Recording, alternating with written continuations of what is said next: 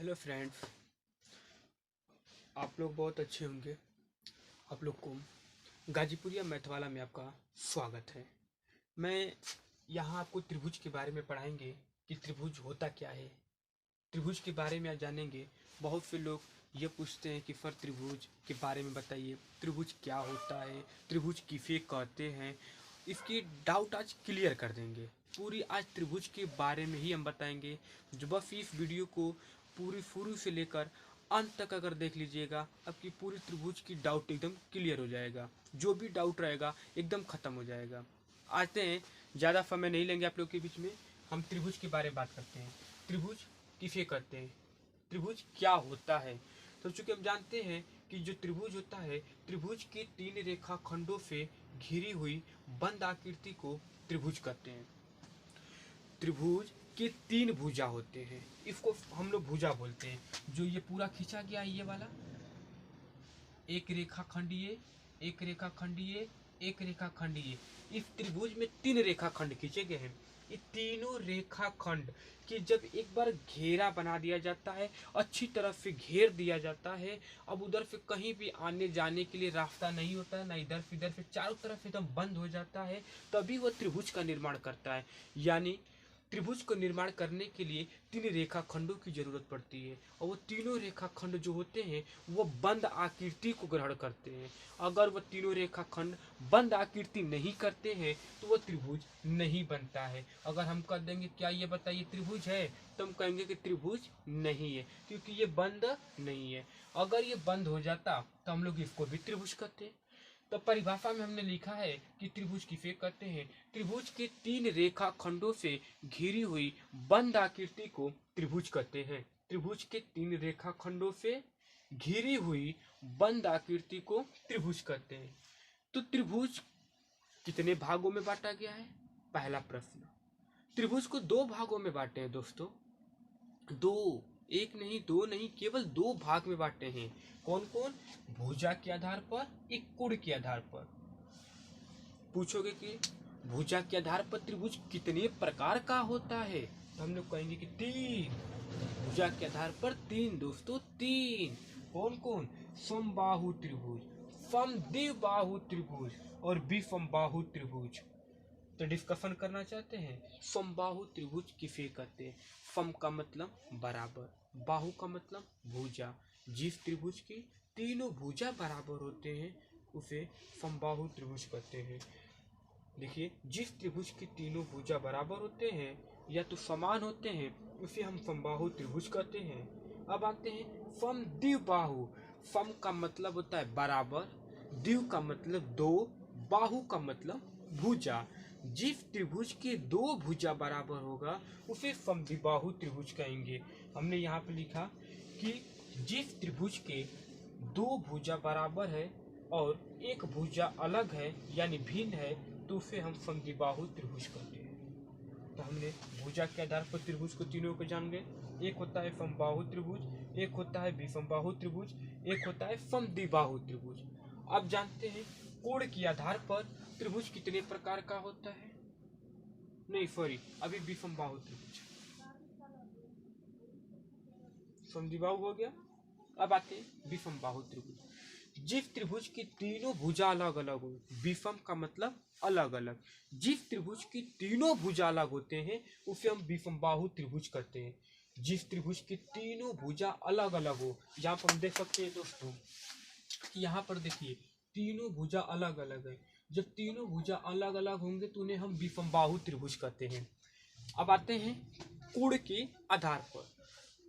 कोण के आधार पर भी त्रिभुज 3 प्रकार के होते हैं, एक न्यून कोण त्रिभुज, एक समकोण त्रिभुज, एक अधिक कोण त्रिभुज। न्यून कोण त्रिभुज किसे कहते हैं? जिस त्रिभुज के तीनों कोण न्यून कोण हो, जिस त्रिभुज के तीनों कोण न्यून कोण हो उसे न्यून कोण त्रिभुज। यहाँ पर देखिए त्रिभुज बना दिया गया, इसका 3 कोण, तीनों कोण अगर न्यून कोण होता है उसे न्यून कोण त्रिभुज कहते हैं। समकोण त्रिभुज किसे कहते हैं? जिस त्रिभुज का एक भी कोण अगर 90 डिग्री को हो जाता है और 90 डिग्री को हम लोग समकोण कहा जाता है।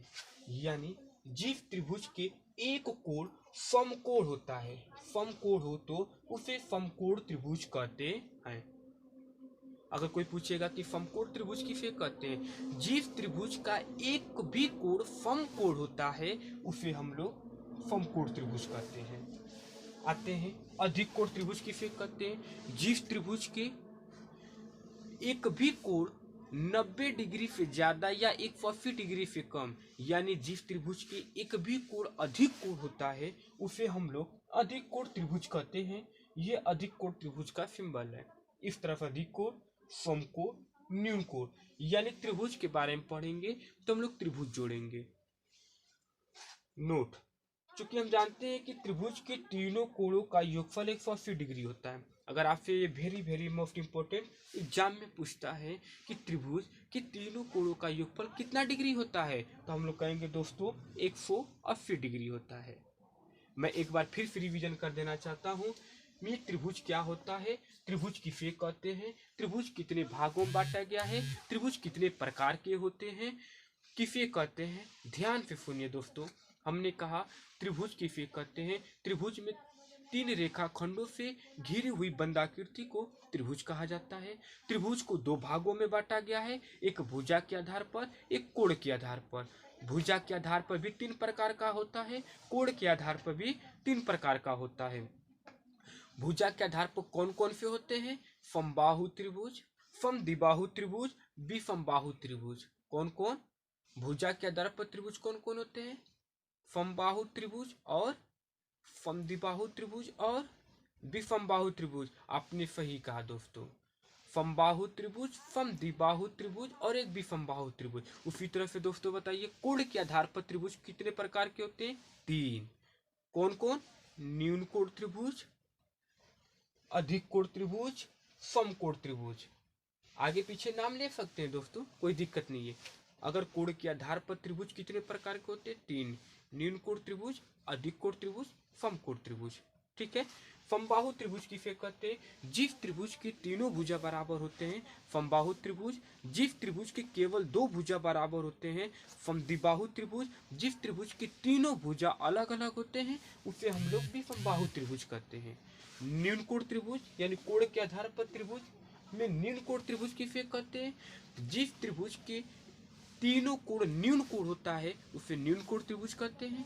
जिस त्रिभुज के एक भी कोण 90 डिग्री का होता है तो उसे समकोण त्रिभुज कहते हैं। जिस त्रिभुज के अधिक कोण त्रिभुज अधिक कोण होता है, जिस त्रिभुज के एक भी कोण अधिक कोण होता है उसे अधिक कोण त्रिभुज कहा जाता है। और ये भी दोस्तों याद रखिएगा कि त्रिभुज का तीनों कोणों का योगफल जो होता है वह 180 डिग्री का होता है।